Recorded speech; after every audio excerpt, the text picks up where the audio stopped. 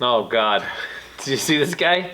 Talking smack over here. Wow. Are we he on? even starts the video. He's probably gonna tell Nick to edit out that way. Blackmail right here, buddy. Slippery Timmy.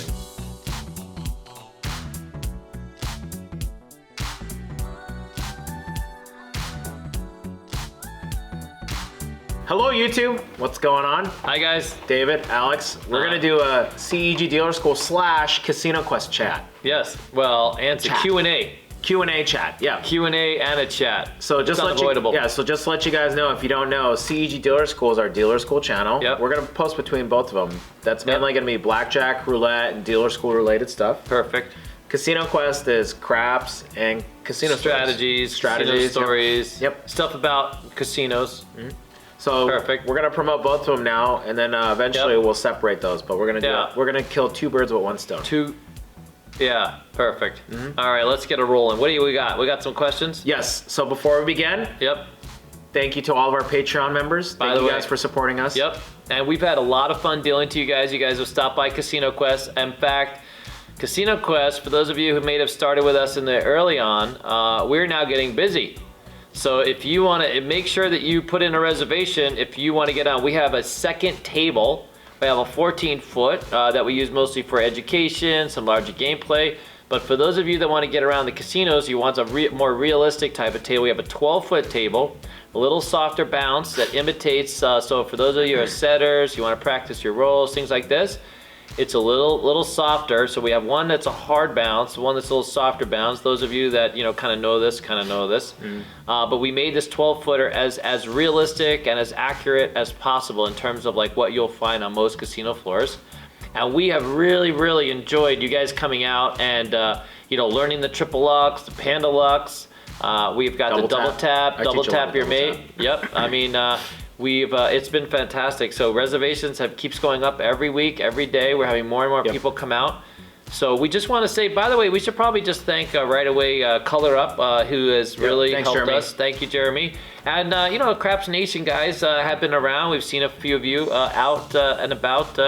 So we love that you guys are interested and that you've engaged with us. A few other people that are some loyal fans. You guys supporting us. Yeah, good stuff. All right. So now, before we begin, so once again, thank you to our Patreon members. We're gonna answer Patreon questions first. Okay. So we asked them first. They gave us some questions. Perfect. And we're gonna go from there. Perfect. Okay, you ready? Rob, ready. Question number 1. How's my hair? Perfect. Thank you. It's interesting. Somebody goes, why does David look like Uncle Rico? Oh, I know. By the way, I actually saw that one. I looked it up, and it's from the Napoleon Dynamite. Yeah. And I actually I love that movie, by the way. It was so weird, but I actually, those kinds of movies I'm always not the biggest fan of, like the alternative kind of thing.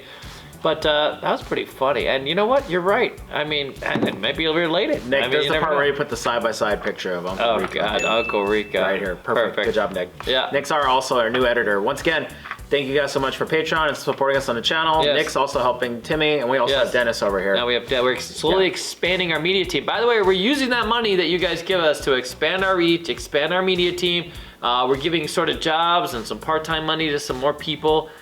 So that's a thing. So just so you know, like me and Alex have yet to buy anything nice. And you know what I mean? We're sort of rolling it back into the channel. I do need an engagement ring soon. My girlfriend doesn't watch, so he does need to get married and start having kids. But there we go. Yep. Go. Question number 2. Are there going to be more Timmy versus David challenges? We've got a few in the can coming your way. I think we did 2 the other day. Maybe 3 the other day. Anyways, yeah, Timmy versus David coming soon. So we'll even generalize the question. So lately, just because literally we've been so busy, what ends up happening is, let's say David's at Casino Quest, but then me and Timmy have time to record, or the vice versa. I'm at Casino Quest, but then it's Timmy and David, or, so that's the reason why it's just really hard to get all of us together. We rarely get to see each other now, me and Alex. Yep. This is a rare moment for us. Yep. Just so you know. We'll hug it out later, buddy. Okay, perfect. What do you got? Adam K, he goes, are there any age restrictions on becoming a dealer? So in Vegas, it's 21. You got to be 21. Now, you can come to the school before you're 21, so at 20, just as long as either when you're graduating or when you start looking for a job, you're 21. So once you turn 20, if you do like our year-long thing, it takes you a year to get through the course, then once you graduate, you'll be 21. Other markets, however, By the way, we have to address this sort of separately. Other markets allow for you to be 18 because they have class 2 or type 2 blackjack games, which have a different threshold. So there are states where you can start at 18 years of age, especially be a poker dealer. Yep. And then in some cases where it's tribal blackjack, that type of thing. I think it has something to do with the alcohol too, right? And yeah, maybe. I mean, I assume that's part of the reason why. yeah, that could be. Vegas. So other markets, absolutely 18, because we've had some people reach out to us that were younger. But anyways, there you go. Okay. Can it be done part-time, or are most properties looking for full-time dealers? Oh, dude. So the thing is, very flexible. A lot of casinos looking for full-time, but also they'll start you out almost always part-time or on-call, they call it here. They give you 3 or 4 days a week. And then they keep you under the threshold while you're doing your 90 days so that you don't qualify for benefits and full-time while they're sort of testing you out. If you know dice right out of school, there are some casinos that'll hire you full-time. But for the most part, it's a very sort of flexible thing. Most casinos, again, it's 3 or 4 hours, sometimes are 3 or 4 days a week. And many of them will give you, because they're so short dealers, you'll get 40 hours a week, but you're technically, temp or part-time. Yeah. We also want to mention too is that we have quite a bit of people who use dealing as an extra income. Right. Teachers or people working a day job or insurance or cars or whatever. Yep. So. Lots of flexibility because there's 3 different shifts. Alex, as well as me and Alex, are aware of like how the shifts are tiered here in town. Some casinos have different starts, this type of thing. They're not all the same, but most of them are same. There's 3 shifts. So whatever job you're working, whether you're working like a graveyard shift or a day shift and you're looking for second income, it's a great way to get second income, that kind of thing. Good. Do you see a lot of age discrimination in the industry? Oh man, dude, very, very little age discrimination in this industry. I will say that there are a few properties that are very focused on the younger crowd, and so they sort of want to hire younger dealers, but for the most part, casinos love older employees.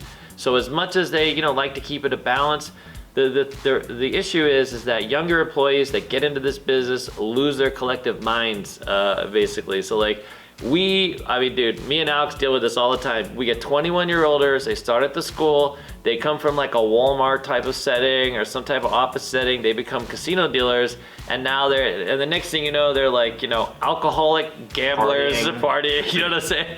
So that's why there's what they call a high burn rate among young people, and by burn rate I mean there's a higher level of attrition. They either don't show up for work or they're partying too much or whatever the case is. Yep. Older people, that's not a thing. You know what I mean? Older people are happy to engage. They're happy to they're going to show up and work. They've already gotten through all this sex, drugs, and rock and roll kind of stuff. And so there's very little ageism. Outside of those casinos that really cater to the younger crowds, those are properties that have, they focus on the club scene, this type of thing, but they're far and few. All the big properties, all the top tier properties, if you go in there right now, you'll see that a lot of them look like me. They're a bit older. Oh my God, they got a few extra long in the tooth dealers, we call them, and long in the tooth cocktail waitresses. You know who you are. So that's what I was about to give context on. They don't discriminate age. I think if anything, the casinos get tired of those burnt out dealers after a while. That's on the other end. Yeah, that's on the other end. That's on the other end. You get to a certain age, if you've been in the business a long time and you just have a terrible attitude, they look for you to hit the door kind of thing. But if you're an older person getting into the business for the first time, it's an easier path. You're not jaded. You love people. You love to talk. This kind of thing. You're good to go. Good. By the way, we just got someone to job who's damn near 80, right? Mr. Kong? Yeah, 80? Yeah, 80 years old. So, I mean, we have another guy, 78. I mean, but 80 is the oldest that we've actually gotten a job for. What are the biggest challenges in teaching a new dealer about dice?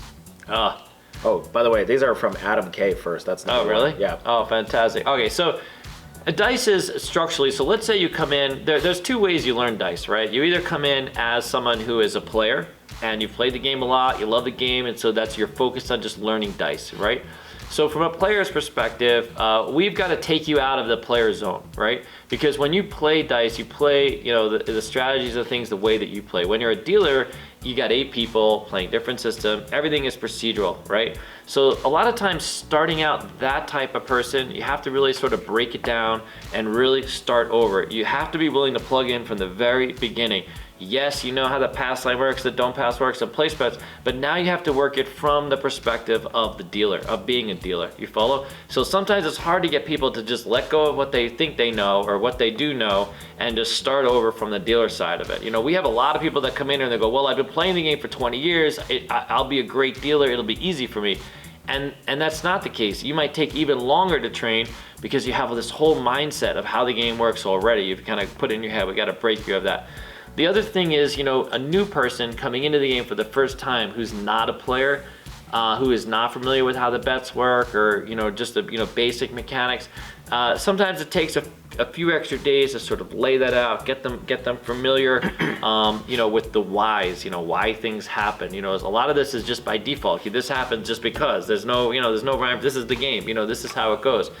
Later on, the biggest problem is putting it all together. So dice, as you know, as a player, if you're a fan of our channel, this type of thing, you know that dice has lots of layers, lots of strategies, lots of ways to play, and obviously there's a lot going on in the game. So you get to a point about a month in, or you know, like 4 to 6 weeks into the game, where you got to put it all together, and you got to be a dealer on base. You got to, you know, lay out all the bets. Different people do it, and putting that all together can be tough. It's like kind of a hurdle for quite a few people. But anyways, did I answer that question at all? Wow, that was a big answer. Wow. I mean, you know, this is gonna be part 2.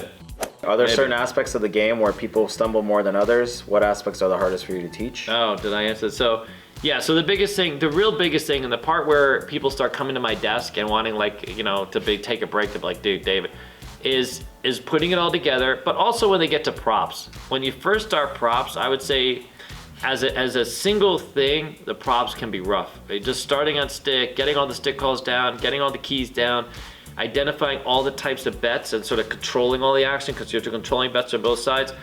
Props can be tough, but I think the biggest part is literally getting to the point where you're on base and you're able to manage 8 people, everything going all at once in the right order, you know, for the cameras, for the boxman, this kind of thing. Yeah. One of the things I want to press on a lot of the people that are trying to become a dealer, a lot of it too is just practice, studying. Yep. You know, like we have a lot of students here that think they can get by faking it. You can't really fake it. Got to put in the time, memorize the payouts. It's all muscle memory. That's it. And getting here and practicing on a daily basis. It's mechanics. Like you can read the manual 100 times over, but you got to be here, and you gotta be here in real time. It's got to be you on the game. Yep. Getting the action. And we have 2 dice. I mean, we have 2 dice tables and plenty of time for you to practice. So a lot of people, they come in, you know, they're just not practicing, and they think they can fake it through. I will say this, so the bar has been set kind of low recently with some of the casinos because they're just so desperate for dice dealers. But in order to really, you know, break in, be a comfortable dice dealer and move on, dude, you got to practice, man. Yeah. You got to be in the mix. Is heat on a dice roller a real thing? Yeah, no. Shooters rolling hot? It's just so hard to answer. I'm actually a kind of a superstitious player, right?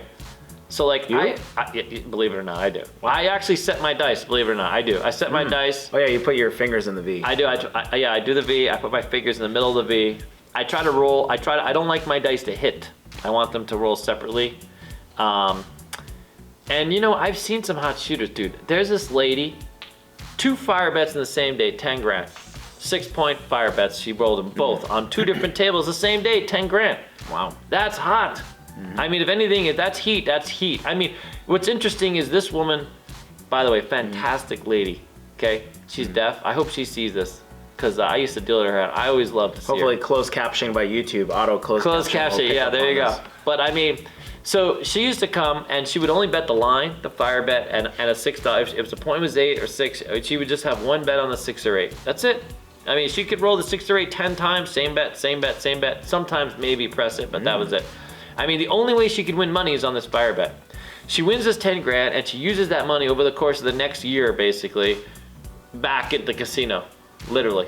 You know what I mean? But the thing is like, everybody knew that whenever she got the dice, she would roll for like at least a couple minutes. I mean, her average rolls were probably like 10, 12.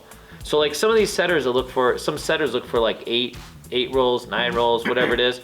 I mean, hers was like, I don't know. I mean, she always ran high. I would follow her around. If she didn't play at a place where I can't play, like literally can't play now and couldn't play then, that would be the shooter I would follow. I would look for that. So I have to say, like, there are a few people, those pillow people, the pillow people. They're good shooters. Just because they're standing on pillows while they're shooting doesn't make them bad people. They're great shooters. You know what I mean? So I think maybe it's a thing. Will casino personnel actively try to interfere with the hot roll? No. Okay, well, come on. We worked at Gold Coast. That's the thing. There's the old school and there's a new school. Yeah, there you go. Old school, so back in the day, they used to throw pennies under the table and that sort of stuff. Yeah. But I'll tell you the honest answer. If you play at a local casino, local casinos can't handle the action. Of course, they're not gonna interfere, but they're gonna sweat the money. That's what it's called. Yeah.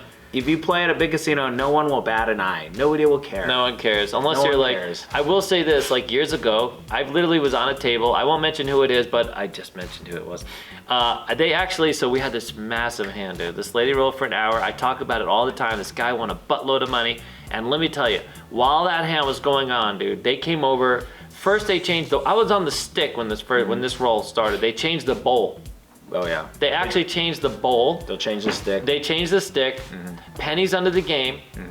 And then they'll change the pace of the game. They'll try to slow the game, speed the game, or they'll bring in a second boxman. But they won't interfere with the roll. Yeah, they can't, technically, they can't like reach out and interfere with the dice. Fun fact too, they cannot change the dice in the middle of a roll. Yeah, but they will change it right after that roll. Finish, they will change it, but they right cannot away. do that in the middle roll, just so you guys know. Dude, they'll have those things will be mic'd right up on the podium, ready to go. The minute that hand is over, those dice are gone. Yep, but that's fine. Oh, wait a minute. I literally witnessed a supervisor. So in the middle of a hot hand, guy rolls a die off the game.